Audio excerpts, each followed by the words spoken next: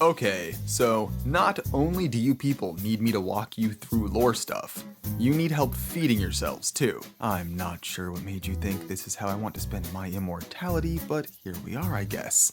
Honestly, if you're asking a godling for cooking advice, I feel like we should go with something simple, meaty, and, well, let's be honest here, alcoholic. An old friend of mine named Hannah Glass had a great recipe for beef steak fried in beer that's both filling and simple enough that basically anyone could cook it. Now, that was a human who didn't need any godlings to keep her household happy. You're gonna need steak. Sirloin ideally, but if you're on a budget, not too much of a picky eater, just find a necker nest and wait for the screams. Boom! Free meat for any sneaky chef who doesn't mind a little forest seasoning with their food. Butter.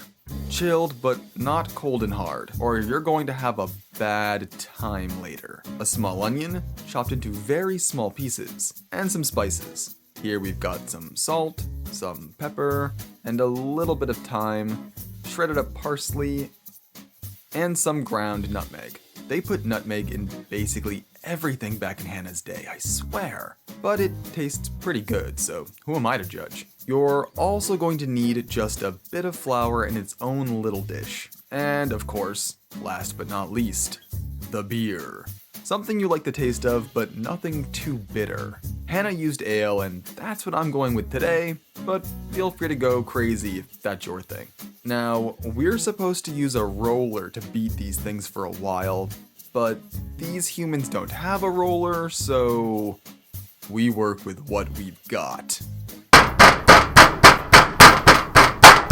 While those recover, get your pan to a nice medium-high heat and add about half a pint of the beer. Or you can do what I've done here and just pour your beer into the pan without even turning on the stovetop. Well, this is what beer is for.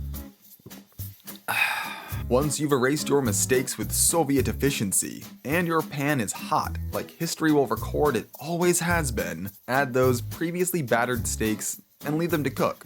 We're going to take all of these spices and add them to the butter bowl so we can make a butter ball. Look, I can either cook or I can be funny.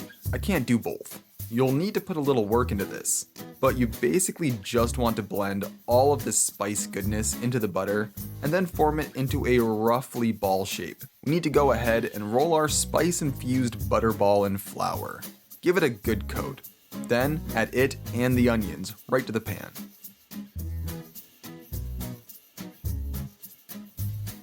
Give it all a good shake to mix everything together, and then let it all cook down for a good while until the steaks are nice and tender and the sauce thickens. This smells absolutely amazing. All of those spices cooking up with the rich smells from the beer is just so good. It can take a little while, but don't get impatient with this. Letting the sauce slowly get where we want it to be ensures that the steaks will be nice and tender when we're done.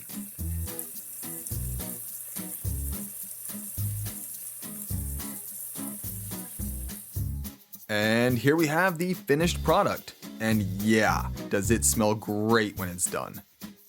This kind of thing doesn't always look like something special, but that's not really what matters. What matters is the taste. Yes. Now this is food. That sauce is just so unbelievable. Rich and so full of really unique flavors from the spices and a little yeastiness from that beer, with lots of nice, tender little pieces of onion that add some texture to each bite. Of course, cleanup is best left to human hands, as we godlings have much more interesting and important things to do.